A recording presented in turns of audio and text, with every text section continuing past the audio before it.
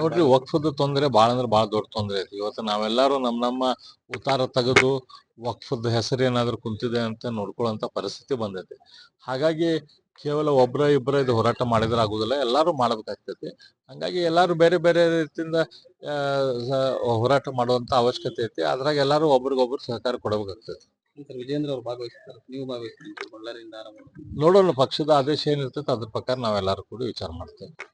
ನೋಡ್ರಿ, ವಕ್ಫದ ತೊಂದರೆ ಭಾಳ ಅಂದ್ರೆ ಭಾಳ ದೊಡ್ಡ ತೊಂದರೆ ಐತಿ. ಇವತ್ತು ನಾವೆಲ್ಲರೂ ನಮ್ಮ ಉತ್ತಾರ ತೆಗೆದು ವಕ್ಫದ ಹೆಸರು ಏನಾದ್ರು ಕುಂತಿದೆ ಅಂತ ನೋಡ್ಕೊಳ್ಳೋಂಥ ಪರಿಸ್ಥಿತಿ ಬಂದೈತಿ.